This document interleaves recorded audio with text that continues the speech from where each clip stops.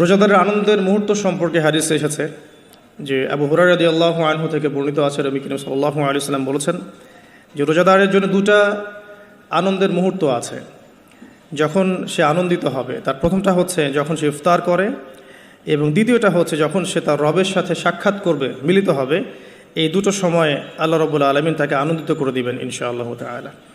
অন্য বর্ণনা এসেছে যে যখন সে আল্লাহর সাথে মিলিত হবে বা আল্লাহর সাথে সাক্ষাৎ করবে কিয়ামতের দিন, আল্লাহ পাক তাকে এত পুরস্কার দিবেন যাতে সে আনন্দিত হয়ে যাবে ইনশাআল্লাহু আযজা ওয়া জাল। হাদিসটা বুখারীতে এসেছে 1904 নম্বর হাদিসে। আরেকটা হাদিস কোট করেছি আমি, সেটা হচ্ছে হযরত আব্দুল্লাহ বিন আমর রাদিয়াল্লাহু আনহু থেকে বর্ণিত আছে, রাসূলুল্লাহ সাল্লাল্লাহু আলাইহি ওয়াসাল্লাম ইরশাদ করেছেন যে ইফতার করার সময় যখন সায়েম ব্যক্তি ইফতার করবে, ইফতার করার সময় সে যেন দোয়া করে, ইফতার করার সময় সে যেন দোয়া করে, কারণ তখনকার দোয়া ফেরত দেয়া হয় না, অর্থাৎ দোয়া কবুল হবে রোজাদারের ইনশাআল্লাহু আযজা ওয়া জাল। আর এই হাদিসটা আমি এবারই প্রথম পেয়েছি, আগে আমি এই টপিক নিয়ে কথা বলার সময় হাদিসটা কোট করিনি কখনো। আমার কাছে মনে হলো যে হাদিসটা শেয়ার করা দরকার। হাদিসটা এসেছে মুসনাদ আহমদের মধ্যে 23,070 নম্বর হাদিস, যে হযরত আব্দুল্লাহ ইবনে আব্বাস রাদিয়াল্লাহু আনহু থেকে বর্ণিত আছে, রাসূলুল্লাহ সাল্লাল্লাহু আলাইহি ওয়াসাল্লাম ইরশাদ করেছেন যে মাসের 3টা সওম, এক মাসের 3টা সওম আমরা যেটা রাখি, মাসিক 3টা সওম আইয়ামে বীজের, এবং বছরের এক মাসের সওম অর্থাৎ রমাদান মাসের সওম, এই দুটো কাজ মানুষের অন্তরের রোগ, মনের যে রোগগুলো আছে, স্পেশালি এখানে লেখা আছে মনের রোগের মধ্যে স্পেশালি হিংসা বিদ্বেষ দূর করে দেয়, যেটা এখনকার জেনারেশনের জন্য খুব বেশি ইম্পর্টেন্ট। কারণ আমরা এই বিষয়টাই দেখি, শয়তান যেন হিংসা বিদ্বেষ মুসলিমদের কাছেই বিক্রি করেছে, ব্যাপারটা এখন এমনটাই দেখা যাচ্ছে। আল্লাহ পাক আমাদেরকে বোঝার তৌফিক দান করুন, আমিন। এবং সবশেষে আবু উমামা রাদিয়াল্লাহু আনহু থেকে বর্ণিত আছে যে তিনি বলছেন যে আমি রাসূল সাল্লাল্লাহু আলাইহি ওয়াসাল্লামকে গিয়ে বললাম যে হে ইয়া রাসূলুল্লাহ সাল্লাল্লাহু আলাইহি ওয়াসাল্লাম, আমাকে এমন একটা কাজের কথা বলে দিন যেই কাজটা করলে আমি নাজাত পেয়ে যাব বা আমি জান্নাতে চলে যাব ইনশাআল্লাহ, আমি পুরস্কার পাবো ইনশাআল্লাহ, জাহান্নাম থেকে বাঁচবো। নবী করিম সাল্লাল্লাহু আলাইহি ওয়াসাল্লাম বললেন তুমি সওম রাখো, কেননা এর চেয়ে তুলনীয় কোনো আমল নেই। তিনি বলছেন আমি আবারও জিজ্ঞাসা করলাম আর কি করবো ইয়া রাসূলুল্লাহ? তিনি বললেন তুমি সওম রাখো, এর সমতুল্য কিছু নেই। তিনি বলছেন আমি আবারও বললাম ইয়া রাসূলুল্লাহ, এরপর আমি কি করব? তিনি বলছেন তুমি সওম রাখো, এর সমতুল্য কোনো আমল নেই। আল্লাহ পাক আমাদেরকে হাদিসগুলো বোঝার তৌফিক দান করুন, আমিন। এই হাদিসগুলো আপনারা আগেও শুনেছেন, তবে আমি ফজিলত থেকে শুরু করলাম এই কারণে যে আমরা এগুলোর সামারি যদি মাথায় নেই তাহলে বিষয়টা এমন দাঁড়াচ্ছে যে রমাদান মাস কোরআন নাজিলের মাস, যে মাসটা মুসলিমদেরকে তাকওয়া দিবে, শক্তি দিবে, ঈমানের শক্তি, যার ফলশ্রুতিতে মুসলিমরা ইনশাআল্লাহ আল্লাহ পাকের জমিনে আল্লাহ পাকের দিনটা প্রতিষ্ঠা করতে পারবে, নিজের ব্যক্তি জীবনে পারবে, পরিবারে পারবে, আস্তে আস্তে সমাজে আল্লাহ পাক সামর্থ্য দিলে আরও বড় পরিসরে।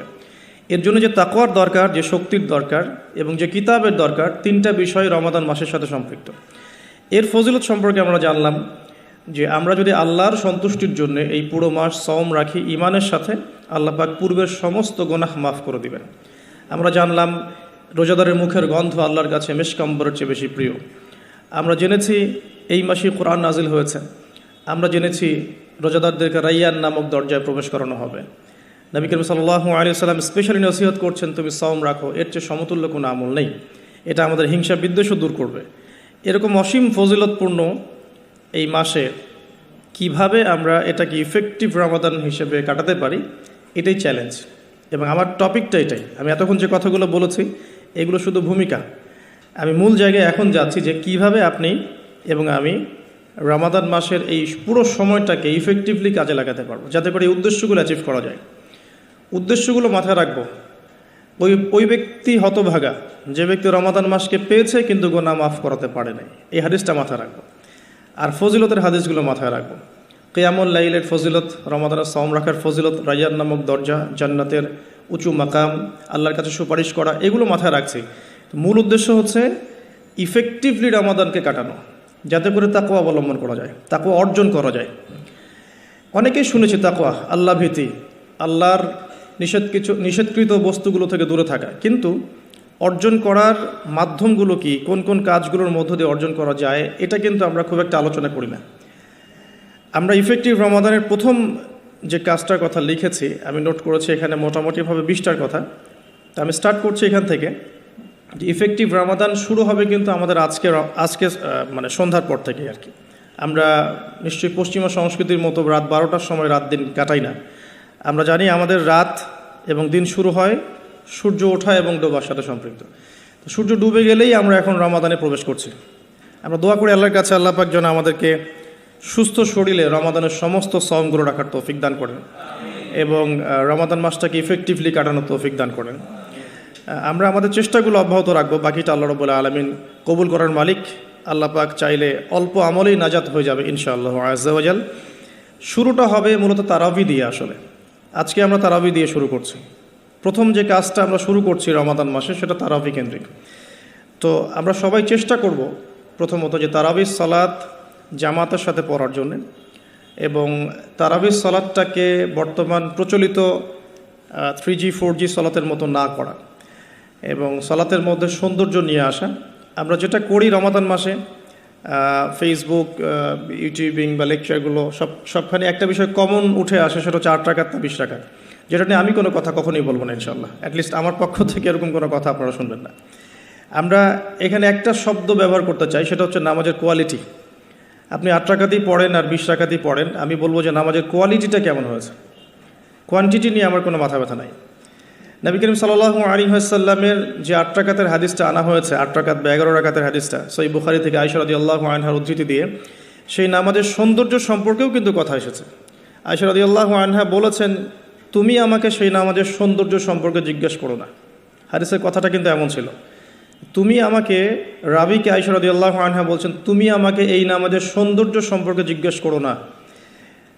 তিনি কিয়াম করলেন, প্রথম রাকাতেই 1 পারা 2 পারা 2.5 পারা কোরআন পড়ে ফেললেন এবং রুকু করলেন। রুকুতে ততক্ষণ থাকলেন যতক্ষণ তিনি কিয়ামে ছিলেন। রুকু থেকে উঠে ততক্ষণ দাঁড়িয়ে থাকলেন যতক্ষণ রুকুতে ছিলেন। সিজদায় গিয়ে ততক্ষণ থাকলেন যতক্ষণ তিনি দাঁড়িয়েছিলেন। তার পা ফুলে যেত। আমরা রাকাত সংখ্যা নিয়ে ঝগড়া করি, কিন্তু তিনি অল্প রাকাত নামাজের যে দলিল, সেখান থেকে আমরা কোয়ালিটি নিয়ে কথা বলি না। আদৌ কি আমরা এভাবে 8 রাকাত নামাজ পড়ছি যেভাবে রাসূলুল্লাহ সাল্লাল্লাহু আলাইহি ওয়াসাল্লাম পড়েছেন? তো রাকাত সংখ্যাটা বড় কথা নয়, বড় কথাটা হচ্ছে যে আমাদের নামাজের কোয়ালিটিটা কতটুকু হচ্ছে, নামাজের ধীর স্থিরতা কতটুকু হচ্ছে, কতটুকু কোরআন তেলাওয়াত করছে, রুকু সিজদা কত লম্বা করছে। আমি জানি এখানে আমরা তার মতো করে করতে পারবো না, এটা আমি জানি, কিন্তু কিছু পরিবর্তন আমরা আনতে পারি। আমি প্র্যাকটিক্যাল সে কথাগুলো বলবো ইনশাআল্লাহ। যেমন নর্মালি আমরা নামাজ দাঁড়িয়ে হয়তো সূরা ফাতিহা পড়ি, সূরা ফাতিহা পড়ার পরে আমরা একটা সূরা মিলিয়ে পড়ি। আমরা রমাদান মাসের সওমে একটা সূরার জায়গায় আরও কয়েকটা সূরা মিলিয়ে পড়তে পারি। আপনার কিয়ামটা কিন্তু লম্বা হবে। হয়তো আপনি হাফেজ নন, কিন্তু আপনি চাইলে কিন্তু কয়েকটা ছোট ছোট সূরা একসাথে পড়তে পারেন, যাতে করে আপনার টাইমটা কিন্তু লম্বা হচ্ছে, আপনার কিয়ামটা লম্বা হচ্ছে। এবার আপনি রুকু করছেন, রুকুতে গিয়ে আমরা সাধারণত একটা তাসবিহ পড়ে ফেলি, সুবহান রাব্বিয়াল আযীম, সবাই এটাই পড়ি। ম্যাক্সিমাম মানুষ 3 বার পড়ে আমার জানা মতে। রমজান মাসে আপনি এটাকে সৌন্দর্যমণ্ডিত করতে পারেন। আপনি চাইলে আরও একটা তাসবিহ অ্যাড করতে পারেন, সুবহানাকা আল্লাহুম্মা রাব্বানা ওয়া বিহামদিকা আল্লাহুম্মা গফিরলি, এটা একটা তাসবিহ আছে। অথবা সুবহুন কুদ্দুসুন রব্বুল মালাইকাতি ওয়ার রূহ, এটা অ্যাড করতে পারেন। আপনি কিন্তু আরও এক্সট্রা 2টা তাসবিহ অ্যাড করলেন, আপনার রুকুটা লম্বা হলো, নামাজটার মধ্যে সৌন্দর্য বাড়লো। আমরা উঠে দাঁড়িয়ে অনেক সময় সামি আল্লাহু লিমান হামিদা বলেই আমরা চলে যাই সিজদায়। আমরা কিন্তু ওখানে রব্বানা ওয়া লাকাল হামদের পরেও হামদান কাসীরান তাইয়িবান মুবারাকান ফীহি বলতে পারি। সময়টা বাড়লো, রুকুটার সৌন্দর্য বাড়লো। সিজদায় গিয়ে আমরা যা করি সুবহান রাব্বিয়াল আ'লা 3 বার বলি, উঠে চলে আসি। অনেকে হয়তো 3 বারের জায়গায় 5 বার 7 বার 10 বার অনেকে এইভাবে বলি। কিন্তু আমরা এই রমজান মাস থেকে নিয়াত করতে পারি, চেষ্টা করতে পারি যে সিজদায় গিয়ে আমরা একাধিক তাসবিহ পড়লাম এবং কমপক্ষে 1-2টা দোয়া হলেও সিজদায় করলাম। আল্লাহুম্মা আতিনা ফিদ দুনিয়া হাসানা ওয়া ফিল আখিরাতি হাসানা ওয়া কিনা আযাবান নার। এই দোয়াটা জানে না এমন কোনো মানুষ কিন্তু নাই। আর নবী সাল্লাল্লাহু আলাইহি ওয়াসাল্লাম বলেছেন, সিজদায় মানুষ আল্লাহর এত কাছে থাকে যত কাছে সে কখনোই থাকতে পারবে না। তো আমরা সিজদায় দোয়া করলে সিজদার সময়টা বাড়লো, নামাজের সৌন্দর্য বাড়লো। আমরা নবী সাল্লাল্লাহু আলাইহি ওয়াসাল্লামের মতো পা ফলানো নামাজ না পড়তে পারলেও অ্যাটলিস্ট নামাজের টাইমটা বাড়াতে পারলাম, সৌন্দর্য বাড়লো। এটাই হচ্ছে কিন্তু মূল বিষয় তারাবির সালাতের। কত লম্বা সময় ধরে আমি আল্লাহর সাথে কথোপকথন করতে পারি। আমরা তাশাহুদ দরুদের পরে দোয়া মাসুরা পড়ে অনেকে সালাম ফিরিয়ে ফেলি। এখানে কিন্তু আরও দোয়া করার সুযোগ আছে। স্পেশাল আল্লাহুম্মা ইন্নী আউযু বিকা মিন আযাবিল কবরি ওয়া আযাবি জাহান্নাম ওয়া মিন ফিতনাতিল মাহইয়া ওয়াল মামাত ওয়া মিন শাররি ফিতনাতিল মাসিহিদ দাজ্জাল। এই দোয়া কিন্তু করার কথা জোরভাবে হাদিসে এসেছে যে তোমরা 4টা বিষয় থেকে আশ্রয় চাও। এছাড়াও কিন্তু আপনি সালাম ফেরানোর আগে যে কোনো দোয়াই করতে পারছেন কোরআন এবং সুন্নাহ থেকে। নামাজটা লম্বা হলো, নামাজে আপনি আল্লাহর সাথে বেশি কথা বলতে পারলেন, নামাজের মধ্যে প্রশান্তি পাওয়া গেল। এভাবে নামাজ পড়ার পরে দেখবেন 2 রাকাত নামাজ পড়লে আপনার মনের মধ্যে শান্তি চলে আসছে। অথচ 3G 4G স্পিডে আপনি 10 রাকাত 20 রাকাত নামাজ পড়লে কিন্তু মনের মধ্যে শান্তি পাচ্ছেন না। মূল বিষয়টা কিন্তু এই জায়গায়। তো প্রথমে স্টার্টটা হবে আমাদের তারাবি থেকে আজকে। আর তারাবির সলাৎ যে ইমাম পড়াবেন, আমি অবশ্যই রিকোয়েস্ট করব তিনি যেন খতমই পড়ান। কারণ রমজান মাসে যদি কোরআন খতম না দিই তাহলে আমরা কোন মাসে কোরআন খতম দিব?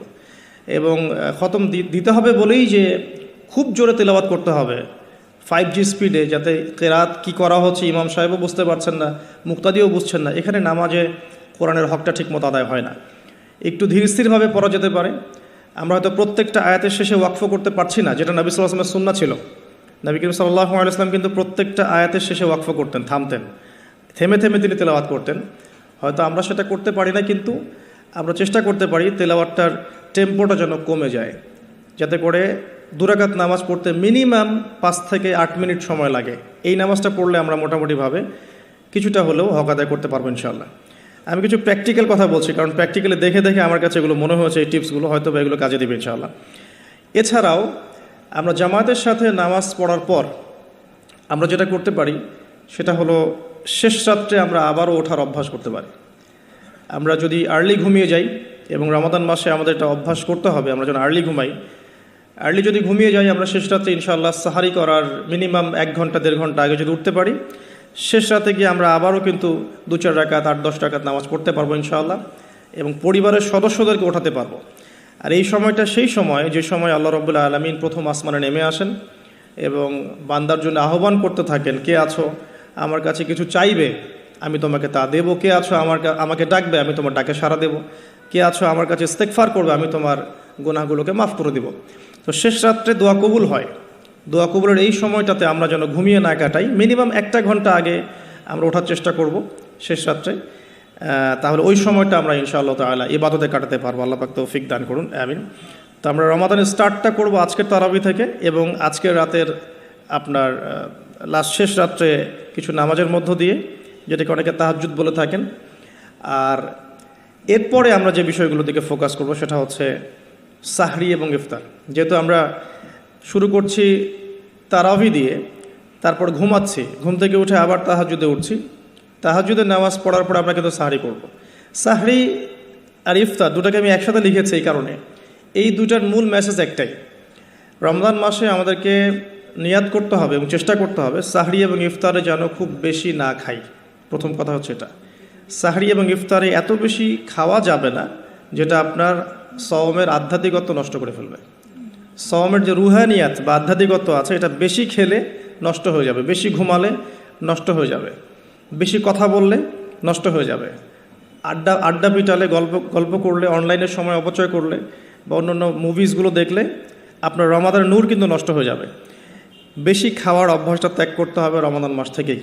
আমরা কিছু কিছু বিধান দেখেছি যেটা কোরআন এবং হাদিসে আছে, বাস্তবিক খুব একটা আমল আসলে নাই। তার মধ্যে অন্যতম একটা হচ্ছে খাওয়ার সুন্নত। খাওয়ার সুন্নত আমাদের সবার মধ্যে খুব একটা নাই, থাকলে আমাদের ফিটনেসগুলো এমন হতো না আসলে। খেয়াল করে দেখবেন এই 8 তলা উঠতে কিন্তু অনেকে হাঁপায় গেছেন। তো এই ফিটনেসগুলো কিন্তু আমাদের ক্ষতি করছে, আমরা বুঝতে পারছি না। আমি রমাদান মাসে রিকোয়েস্ট করব বেশি খাবেন না, পেটের 3 ভাগের 1 ভাগ খাবেন, এবং কোনোভাবেই কোনো ম্যানুফ্যাকচার্ড খাবার খাবেন না। কোনো ম্যানুফ্যাকচার্ড ফুড আপনার শরীরের ভিতরে ঢুকতে দিবেন না।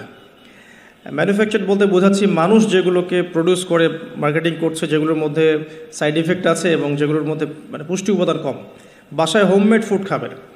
অনেক সময় দেখা যায় সাহারি এবং ইফতারে আমরা এত বেশি ভোজন রসিক হয়ে পড়ি যে আমরা তারাবির নামাজ ঠিকমতো পড়তে পারি না, অসুস্থ হয়ে যাই, পেট খারাপ হয়ে যায়। এই জন্য বাসার নর্মাল কমন খাবারগুলো খাবেন, এবং এই সিজনে বেশি বেশি মানে জুসি জিনিসগুলো খাওয়ার চেষ্টা করতে হবে স্পেশালি, তাহলে আমরা ফিজিক্যালি ফিট থাকবো ইনশাআল্লাহ। আর শরীর সুস্থ রাখতে হবে এই কারণে যাতে করে আমরা আল্লাহর ইবাদত বেশি বেশি করতে পারি। তো আল্লাহ পাক আমাদের সবাইকে খাবার নিয়ন্ত্রণ করার তৌফিক দান করুন। আর যে ব্যক্তি খাবারকে নিয়ন্ত্রণ করতে পারে না সে কিন্তু প্রবৃত্তিকে নিয়ন্ত্রণ করতে পারবে না। একজনের সামনে অনেকগুলো খাবার এনে দেন, তার খাওয়ার স্টাইলটা দেখে আপনি গেস করতে পারবেন তার ভিতরে প্রবৃত্তি নিয়ন্ত্রণের ক্ষমতা কতটুকু।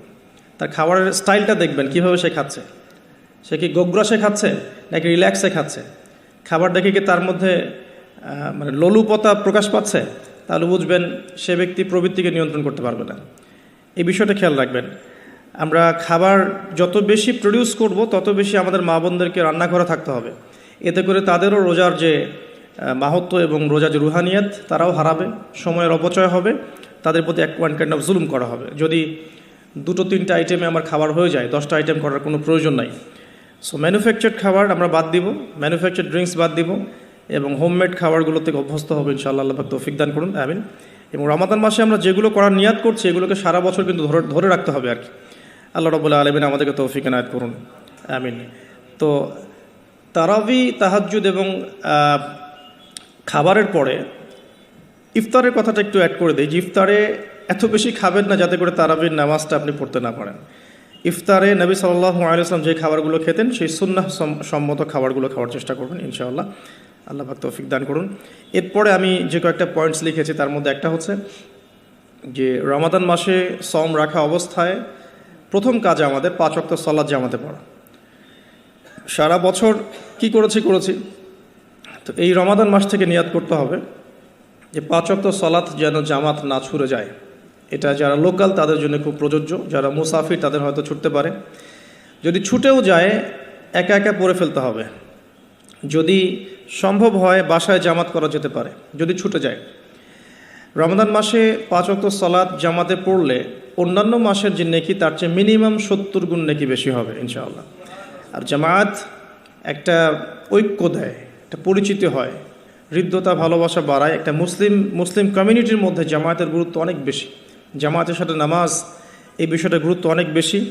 আমরা রমজান মাসে অ্যাটলিস্ট এই মাসে অভ্যস্ত হই যাতে করে আমাদের রমাদানের 5 ওয়াক্ত সালাত জামাতটা ছুটে না যায়। আল্লাহ পাক তৌফিক দান করুন, আমিন। স্পেশালি ফজরের সালাত এবং এশার সালাত এই দুটো জামাত যেন কোনোভাবেই না ছুটে যায়। আল্লাহ পাক আমাদেরকে তৌফিক এনায়েত করুন, আমিন।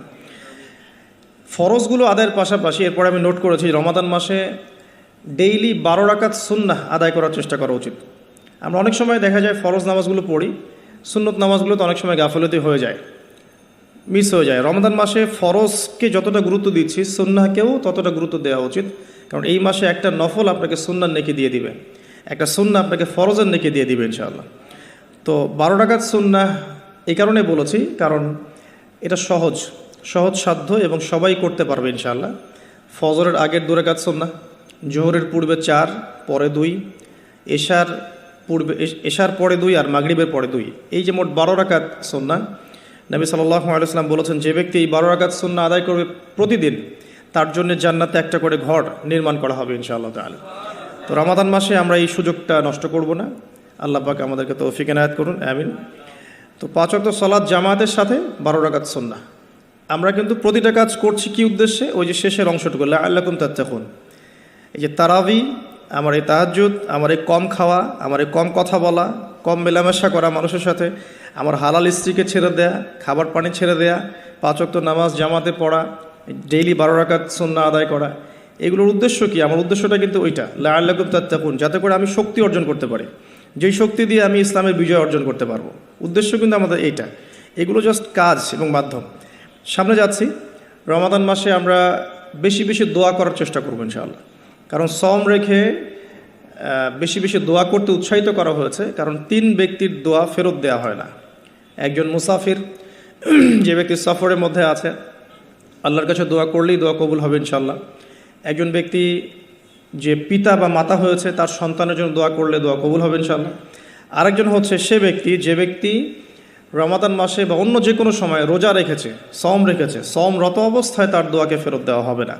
আর স্পেশালি সে যদি ইফতার করতে থাকে সেই সময়ের দোয়াকে তার ফেরত দেওয়া হবে না ইনশাআল্লাহ। তো আমরা বেশি বেশি দোয়া করবো রমাদান মাসে ইনশাআল্লাহ আযজা ওয়া জাল। আমি দোয়ার জন্য একটা বই সাজেস্ট করছি, সেটা হচ্ছে হিসনুল মুসলিম।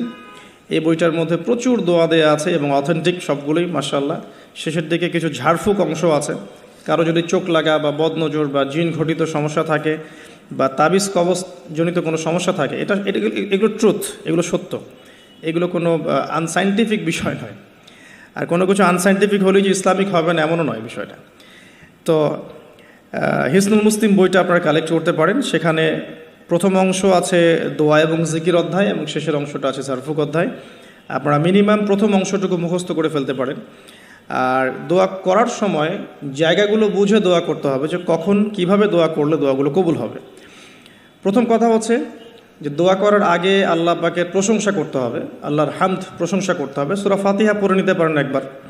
দোয়া করার শুরুতে আপনি দরুদ পড়বেন, দরুদের ফলে দোয়া কবুল হয়। দরুদ না পড়লে দোয়াটা আসমানে গিয়ে ঝুলে থাকে, উঠিয়ে নেওয়া হয় না। যখন দরুদ পড়া হবে তখন দোয়াটা উঠিয়ে নেওয়া হবে।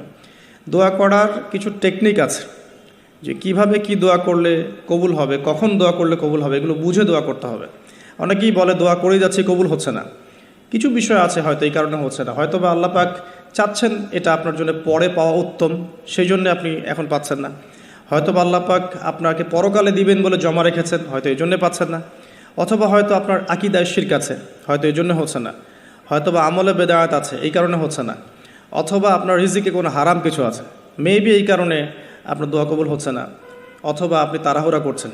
তাড়াহুড়ার ব্যাখ্যায় নবী সাল্লাল্লাহু আলাইহি ওয়াসাল্লাম বলেছেন যে মানুষ বলে আমি দোয়া করেই গেলাম, আমার দোয়া কবুল হলো না। তো আমরা জেনে নিব যে কোন কোন জায়গায় কিভাবে দোয়া করলে দোয়া কবুল হবে। এই বইটার মধ্যে সবই দেয়া আছে, হিসনুল মুসলিম বইটার মধ্যে।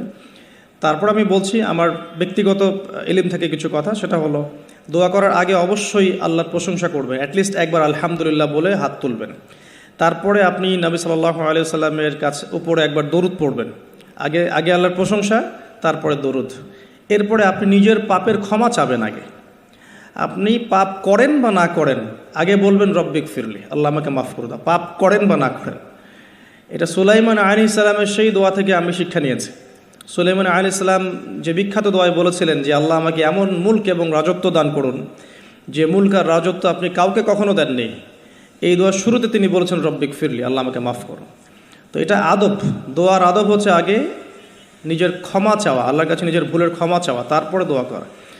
হামসানা, দরুদ, এরপরে আপনি ক্ষমা চাবেন। এবার আপনি দোয়াগুলো করবেন আপনার মন থেকে। আরবি দোয়া জানা থাকলে আরবিতে দোয়া করবেন, কারণ আপনি আপনার রবের সাথে আরবি দিয়ে কথা বলবেন, এর চেয়ে আসলে গর্বের কী হতে পারে? আরবি ভাষা কেন শিখব, কি দরকার আছে? এটা কি সাম্প্রদায়িকতা? আল্লাহ রাব্বুল আলামিনের আল্লাহ পাক যে ভাষায় কোরআন নাজিল করেছেন, আল্লাহ পাক যে ভাষায় কথা বলেছেন কোরআনে, সেই ভাষায় আমি আল্লাহর সাথে কথা বলছি, এর চেয়ে গর্বের কী আছে আমার জন্য? আরবি কেন শিখছি, কেন শিখব? এই ভাষা দিয়ে আমি আল্লাহর সাথে কথা বলব। জান্নাতে এই ভাষা চলবে, কোরআনে এই ভাষায় নাজিল হয়েছে, কবরে এই ভাষায় প্রশ্ন করা হবে, তা আমি কেন এই ভাষায় আল্লাহর সাথে কথা বলবো না? এর মানে এই নয় যে কেউ যদি আরবি না জানে অন্য ভাষায় দোয়া করতে পারবে না, এমনটা নয়। অবশ্যই কেউ যদি আরবি না জানে, বেসিক দোয়াগুলো না জানে, সে বাংলাতে দোয়া করতে পারে, কোনো সমস্যা নেই। ইংরেজিতে দোয়া করতে পারে, উর্দু দিয়ে দোয়া করতে পারে। ভাষাগত পার্থক্য আল্লাহর কাছে নেই, তবে আরবির মর্যাদা আছে। আর এটা আমার কাছে গর্বের বিষয় মনে হয় যে আমি আরবি দিয়ে আমার রবের সাথে কথা বলতে পারছি, আমি আরবি দিয়ে কথা বলছি। এবং আরবি দিয়ে দোয়ার ক্ষেত্রে আপনি এত ভালো করে মনের ভাব প্রকাশ করতে পারবেন অল্প শব্দে, যেটা হয়তো অন্য কোনো জায়গায় সম্পূর্ণ হয়। এরপরেও আমি বলবো যে মাতৃভাষায় মানুষের মনের ভাব প্রকাশের ক্ষেত্রে সহজতা আছে। যদি কেউ আরবি না জানেন, সেক্ষেত্রে মাতৃভাষাতেই বেশি বেশি দোয়া করবেন, চলতে ফিরতে দোয়া করবেন। নির্দিষ্ট সময়েই দোয়া করতে হবে এমন নয়, রোজা রেখে সারাটা দিন যখনই আপনার মন চাচ্ছে, মনের মধ্যে একটা কিছু চাহিদা আসছে, আপনি দোয়া করে ফেলবেন। নবী সাল্লাল্লাহু আলাইহি ওয়াসাল্লাম বলেছেন, যদি তোমাদের কারো জুতার ফিতাও ছিঁড়ে যায়, সে যেন সেই ফিতাটাও আল্লাহর কাছে চেয়ে নেয়। প্রতিটা বিষয় আল্লাহর সাথে শেয়ার করতে হবে। আল্লাহ, আমার চাকরির দরকার, আমার রিজিকের সমস্যা, আমার পারিবারিক সমস্যা, আমার ব্যবসার সমস্যা, আমার ইলম অর্জন করতে চাই, আল্লাহ আমাকে ইলম দান করো। আল্লাহ, আমি শারীরিকভাবে অসুস্থ। বিভিন্ন রকম সমস্যা আমরা জর্জরিত আছি। প্রত্যেক মানুষের কোনো না কোনো সমস্যা আছে। সমস্যা থাক বা না থাক, দোয়া করতেই থাকতে হবে। যে ব্যক্তি সুখের সময় বেশি বেশি দোয়া করে, আল্লাহ পাক দুঃখের সময় তার দোয়া বেশি কবুল করেন, এমনটা হাদিস এসেছে। যে ব্যক্তি সুখের সময় ভালো আছে, এখন আমার ফিজিক্যাল আমি ফিট, এখন আমি আল্লাহ পাকের অসীম নিয়ামতের মধ্যে আছি, বাড়ি গাড়ি টাকা করি, আত্মীয় স্বজন, স্ত্রী সন্তান সবই আছে, আমার কোনো কিছুর অভাব নাই। এরকম সুখের সময় যে ব্যক্তি বেশি বেশি দোয়া করবে, ইস্তেগফার করবে, ক্ষমা চাবে, আল্লাহ পাক দুঃখের সময় সেই বান্দার পাশে থাকবেন ইনশাআল্লাহ। আর সবচেয়ে বড় দুঃখের দিন তো কিয়ামতের দিন, আল্লাহ পাক সেদিন ইনশাআল্লাহ আমাদের সাথে থাকবেন ইনশাআল্লাহ তাআলা। দোয়ার আগে এই আদবগুলো মেনটেন করবেন। বাংলা ভাষায় দোয়া করেন যদি আরবি না জানেন, আর আরবি জানার দিকে আমি বেশি জোর দিচ্ছি, আরবি জানলে বেশি ভালো হয়। হিসনুল মুসলিম বইটা সাজেস্ট করলাম। এবং দোয়া করার কিছু টাইম আমি বলছি যে এই সময়গুলো আপনি বেশি বেশি দোয়া করতে পারেন। রোজা রেখে সারাদিন দোয়া করতে পারেন যে কোনো সময়, স্পেশালি নামাজের সেজদায় একটা সেজদাও যেন বাদ না যায় যেখানে আপনি কোনো দোয়া করেন নাই। অ্যাটলিস্ট আপনি কিন্তু সেজদায় তাসবিহ পড়েই বলতে পারেন আল্লাহুম্মা আতিনা ফিদ দুনিয়া হাসানা ওয়া ফিল আখিরাতি হাসানা ওয়া কিনা আযাবান নার, আল্লাহুম্মা আইন্নি আলা যিকরিকা ওয়া শুকরিকা ওয়া হুসনি ইবাদাতিক, যে কোনো দোয়া। আল্লাহুম্মা আনতাস সালাম ওয়া মিনকাস সালাম ফাহাইয়িনা রাব্বিনা বিস সালাম, আল্লাহুম্মা ইন্নী আসআলুকাল হুদা ওয়াত তুকা ওয়াল আফাফা ওয়াল গিনা, কত দোয়া আছে। রব্বি হাবলি মিনাস সালিহিন, আল্লাহুম্মা রব্বানা আতিনা ফিদ দুনিয়া হাসানা ওয়া ফিল আখিরাতি হাসানা ওয়া কিনা আযাবান নার, রব্বিরহামহুমা কামা রাব্বায়ানি সগীরা, রব্বানা আতিনা মিন লাদুনকা রাহমা ওয়া হাইয়্যি লানা মিন আমরিনা রাশাদা। প্রচুর দোয়া আছে, দোয়ার উপরে সেশন করা যাবে। আপনি সেজদায় বেশি বেশি দোয়া করেন, মিনিমাম 1টা 2টা 3টা করে দোয়া করার চেষ্টা করেন। যদি আরবি না জানেন, আপনি নফল নামাজে, সুন্নত নামাজে বাংলাতেও দোয়া করলে ইনশাআল্লাহ কবুল হবে। আল্লাহ পাক সমস্ত ভাষায় বোঝেন ইনশাআল্লাহ তাআলা। সেজদায় দোয়া করেন বেশি বেশি। আমি সাজেস্ট করব যে রমজান মাসে আপনি 2 আজানের মাঝখানে দোয়া করবেন। আজান হয়েছে, আজানের সময় দোয়া করলে দোয়া কবুল হয়ে যায়। আজান এবং একামতের মাঝখানে দোয়া করলে দোয়া কবুল হয়ে যায়।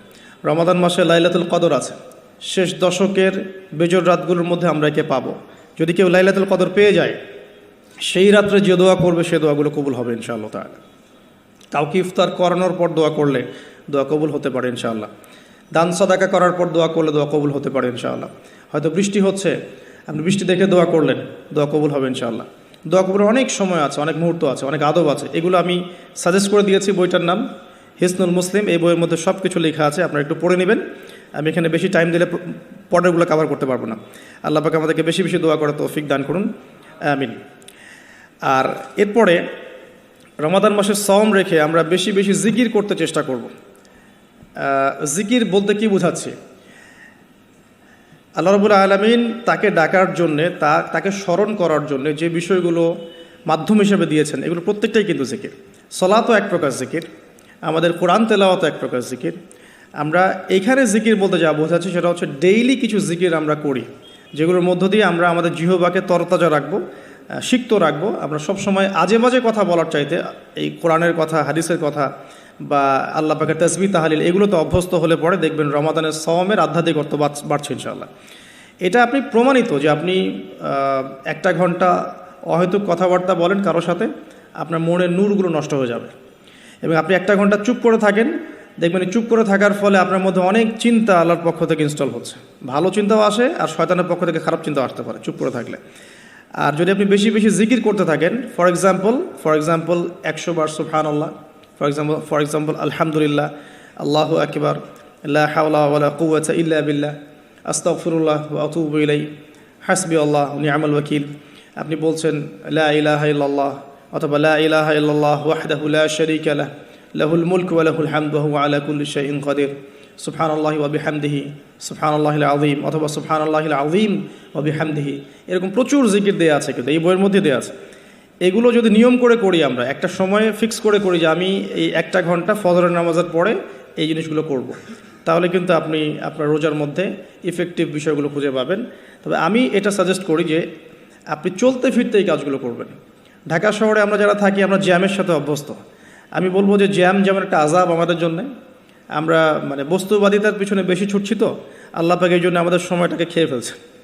যে এত দ্রুত তুমি দুনিয়ার দিকে ছুটতে চাও, থাকো, বসে থাকো এখানে। যত বেশি ছুটবেন তত বেশি আল্লাহ পাক পিছিয়ে দিবেন। দুনিয়ার দিকে আপনি যত বেশি ছুটবেন, আপনাকে আল্লাহ পাক তত পিছিয়ে দিবেন। তবে মুমিনরা এটাকে নিয়ামত মনে করতে পারে। আপনি জ্যামে বসে 1 পারা কোরআন তেলাওয়াত করতে পারবেন। আমি চেষ্টা করি, জ্যামে বসে আছেন আপনি এই তাসবিহ তাহলিলগুলো করতে পারেন। তাসবিহ একটা পকেটে রাখেন, আপনি বের করেন, জ্যামে বসে আছেন, 100 বার সুবহানাল্লাহ পড়তে আপনার 5 মিনিটও লাগবে না। 100 বার আলহামদুলিল্লাহ পড়তে পারেন বসে বসে, 100 বার আল্লাহু আকবার পড়তে পারেন, লা ইলাহা ইল্লাল্লাহ পড়তে পারেন, আস্তাগফিরুল্লাহ ওয়া আতুবু ইলাইহি 100 বার পড়তে পারেন, আল্লাহুম্মা সাল্লি আলা মুহাম্মাদ ওয়া সাল্লিম দরুদ পড়তে পারেন 100 বার। আপনি দেখবেন সময়টা কাজে লাগলো, আপনার কিন্তু সময়টা কাজে লাগলো, এবং আপনার মনের মধ্যে কিছু খারাপ চিন্তা চেতনা আসছিল, এটা দূর হয়ে গেল, মনটা শান্ত হলো, রিল্যাক্স থাকলেন, আল্লাহর নূর আসলো। এই কাজগুলোই একসাথে মিলে কিন্তু রোজাটাকে আপনার ইফেক্টিভ বানাবে। আর কি শুধুমাত্র না খেয়ে থাকাটা আপনাকে খুব একটা রুহানিয়াত দিবে না। আল্লাহ পাক আমাদেরকে বেশি বেশি জিকির করার তৌফিক দান করুন, আমিন।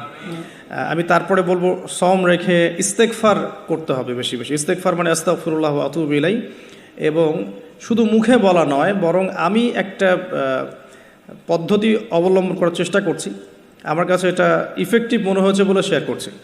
সেটা হলো, আমি চেষ্টা করছি যে আমার জীবনে যে পাপগুলো হয়েছে আমার দ্বারা, যেগুলো আমার মনে পড়ছে বড় বড় পাপ, আমার মনে পড়ছে, আপনি কিন্তু আপনার পাপ মনে করতে পারবেন, মনে করতে পারবেন আপনি যে আপনি কী পাপ করেছেন, বড় বড় পাপ কিছু, সবগুলো হয়তো পারবেন না, কিছু কিছু পারবেন। তো একটা খাতা আমি নোট করার চেষ্টা করছি যে আমার জীবনে মেজর কী বড় বড় পাপ হয়েছে বলে আমার কাছে মনে হচ্ছে। তো এরকম পাপ আপনি একটা লিস্ট করতে পারেন, এবং যখন একটা পাপের কথা মনে হবে এই পাপ সংক্রান্ত বিষয়গুলো কিন্তু মাথায় চলে আসবে, ওখানে আমার কি ভুল ছিল আসলে, এবং সেই ভুলটা যেন আমার পরিবারবর্গ না করে, এবং সেই ভুলটা যেন আমার বাচ্চারা না করে। ঠিক আছে? তো আমরা মিউজিক শুনেছি, লিখেছি যে হ্যাঁ মিউজিক শুনেছি, হয়তো বসে বসে খেলা দেখেছি, তো এগুলো কাজ করেছে। রাস্তাঘাটে চলতে ফিরতে আমাদের নজর এদিক ওদিকে চলে যায়, গিয়েছে। এমন কেউ নাই এখন এই বিশ্বে বসবাস করে যারা কখনো অনলাইনে ঢুকে একটা মেয়ের নগ্ন ছবি চোখে পড়েনি। এমনটা হয়েছে। আমরা কিন্তু নোট আউট করতেই পারি আমাদের পাপগুলো কী হয়েছে। নোট আউটগুলো করলে আমরা যেটা করতে পারি, এই রমাদানে ইন্ডিভিজুয়ালি একটা একটা করে পাপের কথা মনে করে আল্লাহর কাছে মাফ চাইতে পারি। যদিও বা এভাবে বললেও হয়ে যায় আল্লাহ আমার তুমি সমস্ত পাপ মাফ করে দাও, কিন্তু ইন্ডিভিজুয়ালি যখন বলবেন তখন আপনি ফিলটা পাবেন যে আমি ওই পাপটা করেছিলাম, এইটা ঠিক হয়নি, ওইটা ঠিক হয়নি। তখন ইনশাআল্লাহ তাআলা ইস্তেগফারটা পারফেক্ট হবে, এবং ইস্তেগফারের ভিতরে একটা প্রাণ আসবে ইনশাআল্লাহ। শুধু মুখে বলবো না যে আস্তাগফিরুল্লাহ ওয়া আতুবু ইলাইহি। তো আমি এটা চেষ্টা করছি লিখে ফেলার জন্য। তো এখানে দুটো বিষয় আসবে, একটা হচ্ছে আমার কিছু আল্লাহর সাথে জড়িত পাপ, এবং আল্লাহর সাথে জড়িত পাপগুলো কিন্তু মাফ পাওয়া খুব সহজ। মুখলেসভাবে তওবা করলেই আল্লাহ পাক মাফ করে দেবেন ইনশাআল্লাহ। এবং আল্লাহ রাব্বুল আলামিন এমনও বলেছেন যে আমি এই পাপগুলোকে নেকি দিয়ে পরিবর্তন করে দেব, এটা আল্লাহ পাক বলেছেন। আরেকটা বিষয় আছে, আল্লাহ পাকের কিছু হক নষ্ট করেছি, যেমন নামাজ, হয়তো একটা সময় নামাজ পড়ি নাই, একটা সময় রোজা রাখি নাই, একটা সময় দেখা গেছে কেউ জাকাত দেয় নাই ইত্যাদি। এগুলোর জন্যে দুটো অপশন, এখানেও দুটো অপশন। কিছু কিছু আলেম বলেছেন যে এর জন্যে খালেস তওবাই যথেষ্ট, এর কাফফারার দরকার নাই। আবার কিছু কিছু আলেম বলেছেন যে নামাজ যতগুলো কাজা হয়ে গেছে এগুলোকে হিসেব করে কাজা আদায় করে দেয়া। এরকম দুটো স্কুল অফ থট কিন্তু আছে, আমি এটা ঘাটাঘাটি করেছি। তবে আমি সবশেষ যার মতটাকে বেশি প্রাধান্য দিয়েছি এই পর্যন্ত, সেটা হচ্ছে আল্লামা তাকি উসমানী দামাত বারকত। তার বইয়ের মধ্যে তাসাউফ আত্মশুদ্ধি বইটার মধ্যে লেখা আছে যে এটা সবচেয়ে বেশি উত্তম হবে যদি কেউ তার জীবনের নামাজ এবং সওম এবং জাকাত এগুলোর হিসেব করে তওবা করার পরে আদায় করে দেওয়ার চেষ্টা করে। এবং ইনশাআল্লাহ আমি সে চেষ্টা করব, আপনারাও সে চেষ্টা করেন, এটা অনুরোধ করবো আর কি। এতে করে উনি এই কথাটা এই জন্য বলেছেন যে একজন মানুষ অমুসলিম ছিল, মুসলিম হয়েছে, তখন না হয় তার সমস্ত গুনাহ মাফ হয়ে যাবে। কিন্তু আমরা মুসলিম ছিলাম, 1 বছর 2 বছর নামাজ পড়েন নাই, এই গুনাহটা কীভাবে মানে কাফফারা না দিলে মাফ হতে পারে? উনার যুক্তি এটা। তো যদিও অনেক আলেম বলেছেন যে তওবা করলে মাফ হয়ে যাবে, আল্লাহ পাক মাফ করে দিবেন, বেশি বেশি নফল নামাজ পড়লে ঘাটতি পূরণ হয়ে যাবে, কিন্তু ফরজের ঘাটতিগুলো ফরজ দিয়ে আদায় করাটা উত্তম হবে বলে আমার মত। আল্লাহ পাক আমাদেরকে সাধ্যমতো করার তৌফিক দান করুন। আরেকটা অপশন আছে, রমজান মাসে উমরা করতে পারেন। রমজান মাসে যদি উমরা করতে পারেন বা সুযোগ হয়, আল্লাহ যদি তৌফিক দান করেন, সেখানে একটা সুবিধা আছে, যেমন মক্কায় 1 ওয়াক্ত নামাজ পড়লে আপনি অনেক ওয়াক্তের নেকি পাচ্ছেন, এবং মদিনাতেও 1 ওয়াক্ত নামাজ পড়লে আপনি 1000 ওয়াক্তের নেকি পাচ্ছেন। তো এখানে কিন্তু ওই কাফফারাটা আদায় হয়ে যাবে ইনশাআল্লাহ। এটা একটা সুযোগ। সোমরা করতে যেতে পারেন, আর যদি যান আমাকেও সাথে নিয়ে যান, আল্লাহ পাক তৌফিক দান করুন। ঠিক আছে। আর আরেকটা বিষয় আছে, পাপের লিস্ট করতে গিয়ে আমি যেটা দেখেছি সেটা হচ্ছে যে কিছু পাপ থাকবে যেগুলো মানুষের সাথে সম্পৃক্ত, এগুলো সবচেয়ে ডেঞ্জারাস। কিছু পাপ আছে আমাদের জীবনে যেটা মানুষের সাথে সম্পৃক্ত, যেমন আমি বা আপনি কারো গীবত করেছি, বা আমি বা আপনি কারো সম্মানহানি করেছি, বা আমি বা আপনি কাউকে অপবাদ দিয়েছি, বা কারো টাকা পয়সা লুটতরাজ করে খেয়ে ফেলেছি, বা কারো সম্পত্তি আত্মসাৎ করেছি, বা কারো প্রতি জুলুম করেছি। এক কথায় হাক্কুল ইবাদ, কোনো মানুষের হক নষ্ট করেছি।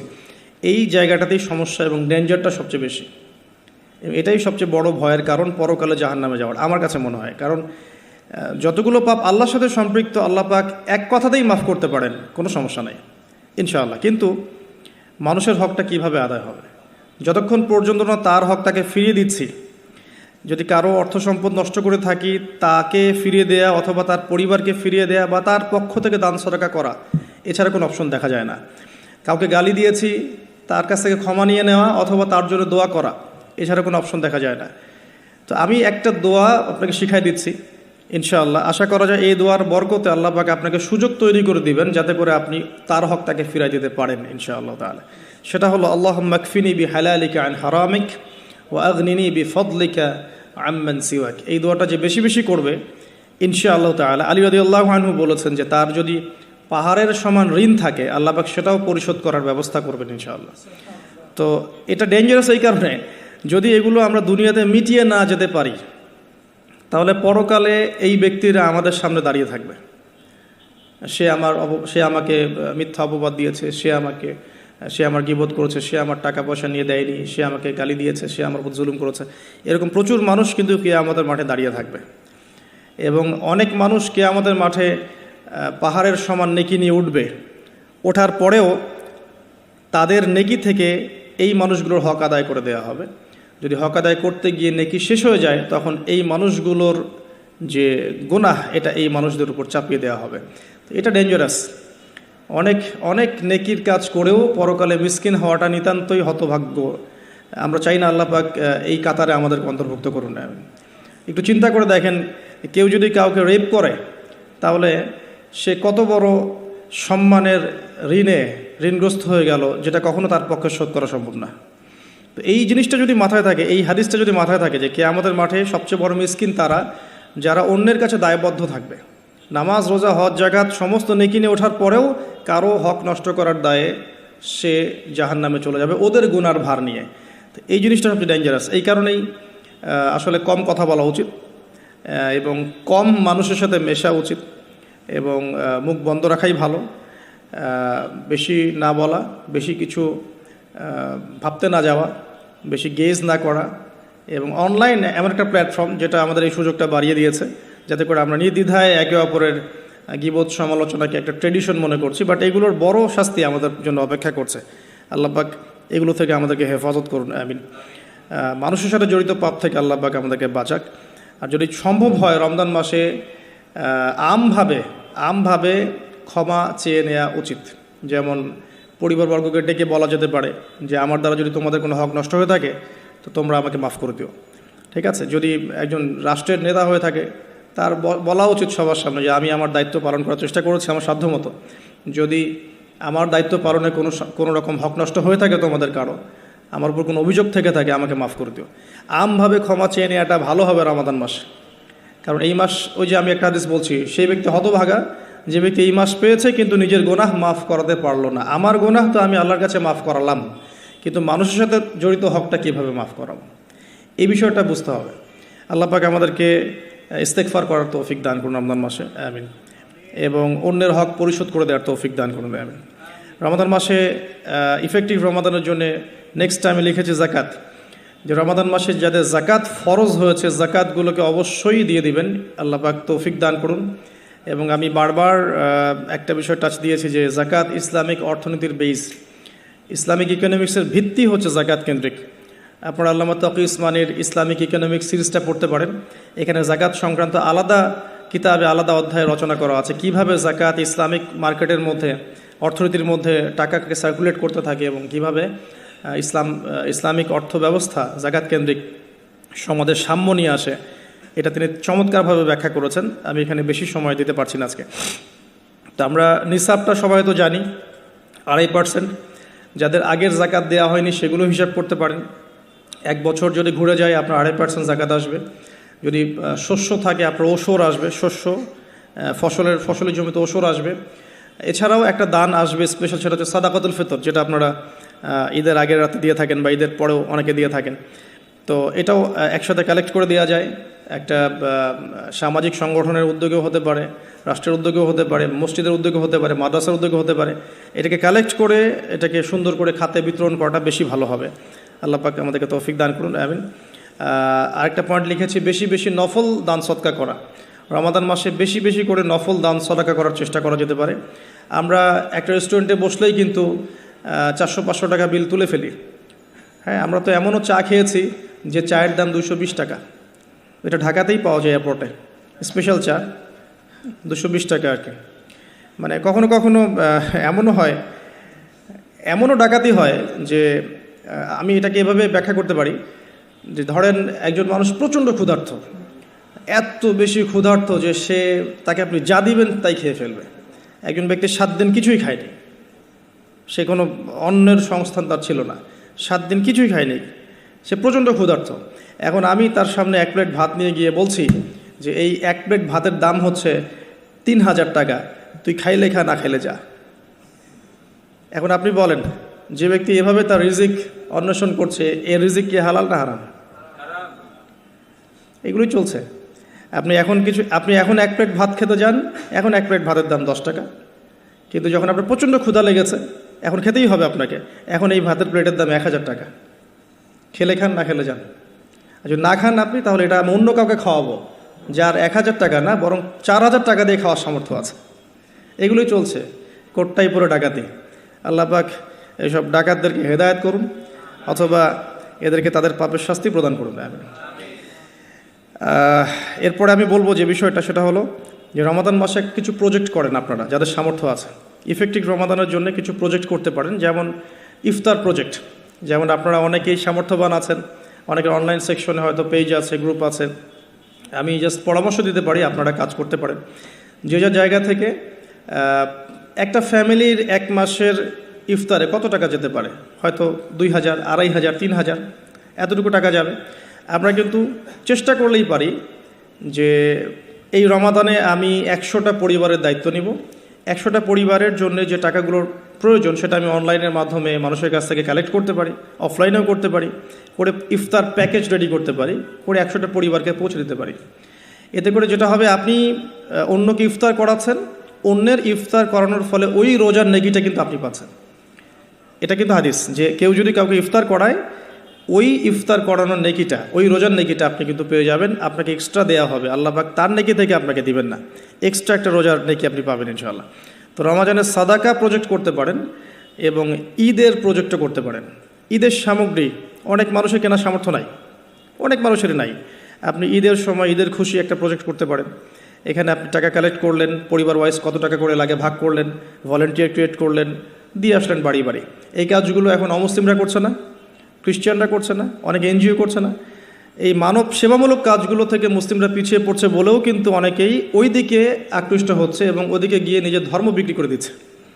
আপনারা দেশের বিভিন্ন জায়গায় ঘুরতে থাকেন, এগুলো বুঝবেন যে সমাজ সেবার নামে অনেকেই মানুষকে কনভার্ট করেছে ইসলামের থেকে অন্য ধর্মে।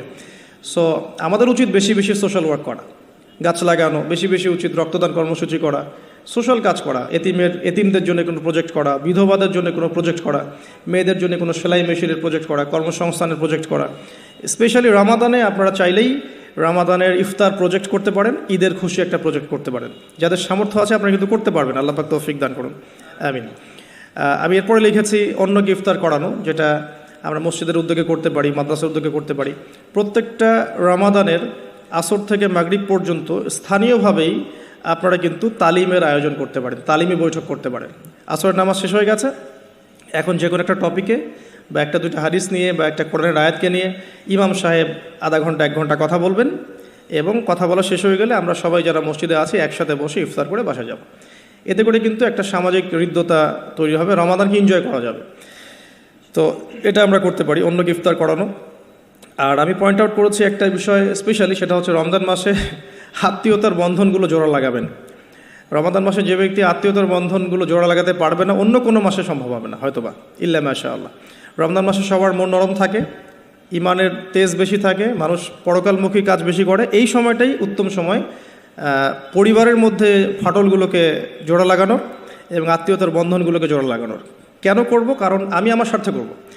আল্লাহ রাব্বুল আলামিন বলেছেন, তার নবীর মাধ্যমে আমাদেরকে বলেছেন যে কেউ যদি পছন্দ করে তার রিজিককে প্রশস্ত করা হোক এবং তার নেক হায়াতকে লম্বা করা হোক, সে যেন আত্মীয়তার সম্পর্ক বজায় রাখে। আমি আবার বলছি, কেউ যদি পছন্দ করে, কেউ যদি চায় যে আমার রিজিকটা প্রশস্ত হোক এবং আমাকে আল্লাহ পাক লম্বা নেক হায়াত দান করুক, কেউ যদি এটা চায়, সে যেন আত্মীয়তার সম্পর্কটা বজায় রাখে। আর এক সৌভাগ্যবান ব্যক্তিদের সংজ্ঞায় একটা হাদিস এসেছে যে লিমান তালা উমরুহু ওয়া হাসুনা আমালুহু, যে ব্যক্তির হায়াতকে, নেক হায়াতকে লম্বা করা হয়েছে এবং নেক আমল বেশি বেশি করার তৌফিক দেওয়া হয়েছে, এই ব্যক্তি সবচেয়ে বেশি সৌভাগ্যবান। তো এর জন্য একটাই অপশন আছে, সেটা হলো আত্মীয়তার সম্পর্ক বজায় রাখা। আর যে ব্যক্তি আত্মীয়তার সম্পর্ককে ছিন্ন করবে, আল্লাহ রাব্বুল আলামিন তার সাথে সম্পর্ক ছিন্ন করবেন। আত্মীয়তার সম্পর্ক ছিন্নকারী কিন্তু জান্নাতে যাবে না। আর আমাদের এই সোকল্ড মডার্ন ওয়ার্ল্ডের মধ্যে আমরা এটা খুব বেশি দেখি যে আত্মীয়তার বন্ধনগুলো কিন্তু ভেঙে যাচ্ছে। আপনাদের ঢাকাতে প্রতি 24 ঘন্টায় 42টা ডিভোর্সের ঘটনা ঘটে, যেটা আমি পড়াশোনা করেছি।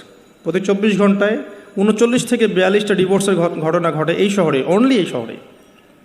সো এখন কিন্তু সম্পর্কগুলো আর আগের মতো নাই, সম্পর্কগুলো স্বার্থকেন্দ্রিক হয়ে গেছে। মানুষের অবস্থানগুলোকে বেশি মূল্যায়ন করছে আর কি, এবং সবাই সবার স্বার্থটা দেখার চেষ্টা করে। লাভ লসের হিসেব আমরা বেশি করতে চাই, ছাড় দেওয়ার মানসিকতা আমাদের মধ্যে কম, সবর কম। আর এই টেকনোলজিক্যাল রেভলিউশন আমাদেরকে মেন্টালি অস্থির করে ফেলেছে আর কি। আমরা মানসিকভাবে স্থির না, খুব অস্থির, দ্রুত সিদ্ধান্ত গ্রহণ করতে চাই, দ্রুত রেজাল্ট পেতে চাই। সব মিলিয়ে আসলে আমরা একটা প্যানিক সিচুয়েশনের মধ্যে আছি। সম্পর্কগুলো খুবই ঠুনকো হয়ে যাচ্ছে দিন দিন। খেয়াল করে দেখেন, আমাদের আগের জেনারেশনের সম্পর্কের যে বেসগুলো ছিল এখনকার কিন্তু এটা নাই। সো রমজান মাস সে উত্তম সময় পরিবার এবং আত্মীয়র মধ্যে একটা সম্পর্কে বন্ড তৈরি করে, স্পেশালি ঈদের হাদিয়া পাঠানো, জামা বা কাপড় বা হাদিয়াগুলো গিফট পাঠানো। এতে করে দেখবেন যে একটা ভালোবাসার বন্ধন তৈরি হবে ইনশাআল্লাহ। মুসলিম সমাজের ঐক্যই সব কিছু, ঐক্য নাই মুসলিম সমাজের কিছুই নাই। আল্লাহ পাক আমাদেরকে বোঝার তৌফিক দেখ। রমজান মাসে একটা পয়েন্ট লিখেছে, আমি পরিবারকে টাইম দিবেন। অবশ্যই পরিবারকে টাইম দিবেন। আমরা যেটা করি মানি মেকিং মেশিনের মতো সকালে বের হই, রাত্রে বাসায় ঢুকি, এই কাজটা করবেন না। দুনিয়ার ব্যস্ততাকে কমিয়ে আনুন, যতটুকু রিজিকে আপনার হয়ে যায় অতটুকুতে সন্তুষ্ট থাকুন। পরিবারকে টাইম দেন, স্ত্রীকে সময় দেন, মাকে সময় দেন, বাবাকে সময় দেন, স্পেশালি বাসার ছোটোদেরকে সময় দেন, বাচ্চাদেরকে সময় দেন, ছোটো ভাই বোনদেরকে সময় দেন। তাদেরকে রমজানে রোজা রাখতে উৎসাহিত করেন। নিষেধ করবেন না যে না খেয়ে থাকলে অসুস্থ হয়ে যাবে, এমন হবে না। ওরা এনজয় করবে। দেখবেন ছোট্ট মেয়ে, তাকে বলবেন যে তুমি দুপুর পর্যন্ত না খেয়ে থাকো, তোমার একটা রোজা হবে। অ্যাটলিস্ট ও শিখলো যে কী হলো, আজকে কয়টা রোজা করেছে, আজকে 3টা করেছে, মানে 3বার ভাত খাইছে সে, তারপরে 3টা রোজা হয়েছে আজকে। দেখবেন ও পরের বছর ঠিকই একটা রোজা রেখে ফেলছে। আমরা যখন 5 বছর 7 বছর বয়স তখনও কিন্তু আমরা রোজা রেখেছি। আমাদেরকে উৎসাহ দেওয়া হতো যে একটা রোজা রাখলে তোমাকে 500 টাকা দেওয়া হবে। আর 500 টাকা তখন অনেক কিছু, 500 টাকা অনেক কিছু। তোমাকে একটা রোজা রাখলে তোমাকে একটা খরগোশ কিনে দেওয়া হবে, এরকম আমাদেরকে অফার দেওয়া হতো। তোমাকে একটা কিছু ওই যে ছোটো ছোটো পাখি আছে, এই পাখিগুলো কিনে দেওয়া হবে যে রোজা থাকো। তো ছোটোদেরকে উৎসাহিত করা উচিত। ছোটোদেরকে আমরা উৎসাহিত করব, ডিসকারেজ করব না। ওরা পারবে ইনশাআল্লাহ, ওদের মধ্যেও সেই ক্ষমতা আছে। আস্তে আস্তে আস্তে দেখবেন যে ওরা করতে করতে শিখে ফেলবে ইনশাআল্লাহ। ছোটোদেরকে রমজান মাসে আপনি হাতে করে হাত ধরে নিয়ে যাবেন মসজিদে, জামাতে নামাজ পড়ানোর জন্য নিয়ে যাবেন, 2-1 বার হলো, তারাবিতে নিয়ে যাবেন। ওরা খেলুক সেখানে, ওরা ওখানে গিয়ে দুষ্টামি করুক, কোনো সমস্যা নাই। আমরা খুব ধমক দিই ওদেরকে, তাড়িয়ে দিই। এই কাজটা টোটালি একটা বাজে কাজ। এবং অন্য মুসলিম কান্ট্রির মসজিদগুলোতে গিয়ে দেখবেন তারা কিন্তু উৎসাহিত করে। ইভেন হারাম শরীফে গিয়ে দেখবেন এই মাতাফের পাশে যখন যে বিশাল যে ফ্লোর আছে, এখানে বাচ্চা কাচ্চারা অনেক জোরে জোরে দৌড়ায়, চকলেট খায়, বেলুন নিয়ে খেলে, ওখানে কত কী করে। আমরা নিজেরাও খেলেছি ওদের সাথে।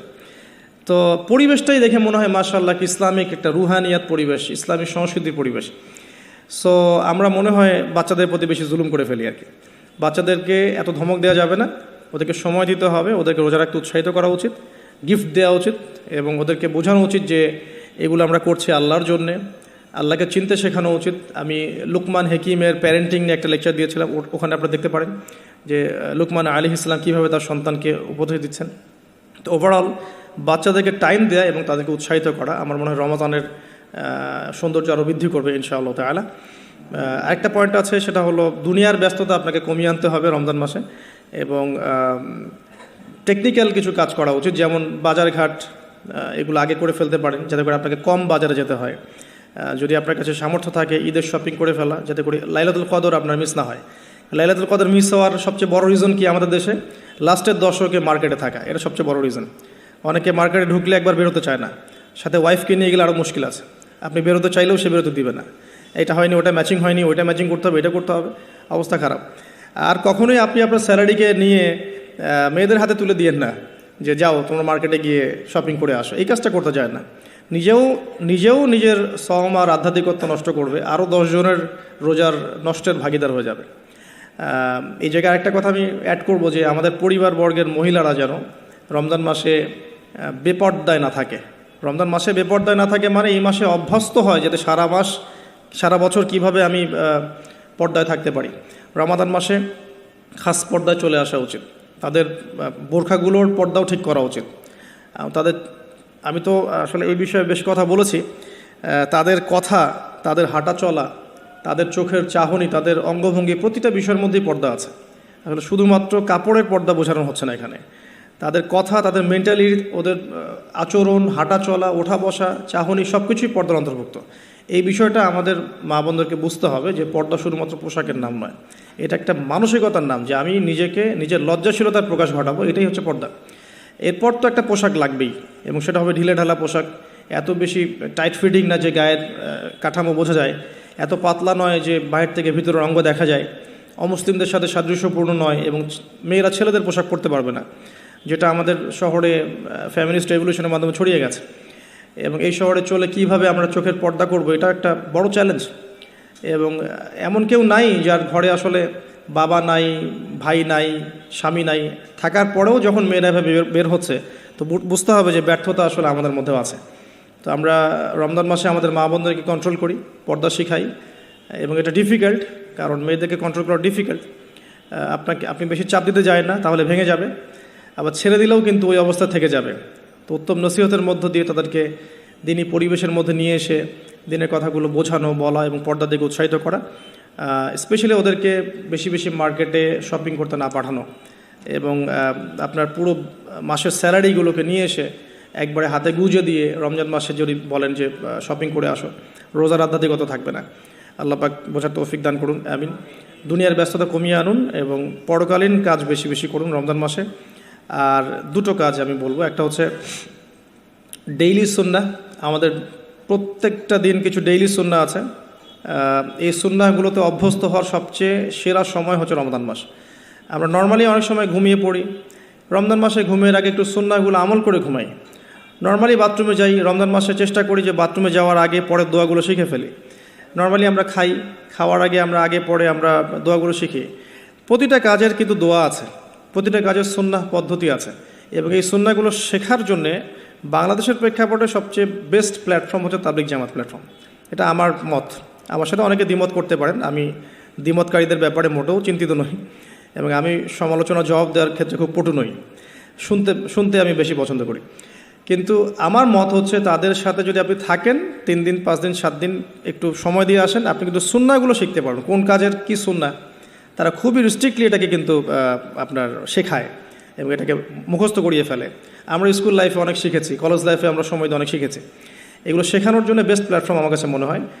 সো এছাড়াও বইপত্র পাওয়া যায়, কিন্তু বইপত্র পড়ে আমরা যতটা শিখতে পারি, সহচর্যে গিয়ে আরও বেশি শিখতে পারি। এই জন্য বলছি যে সময় দিতে পারেন 3 দিন, এতে করে আপনি সুন্নাহগুলো শিখতে পারবেন। আর একটা পয়েন্ট বলে আমি শেষ করতে চাই এই জায়গা থেকে, সেটা হলো রমাদান মাসের সবচেয়ে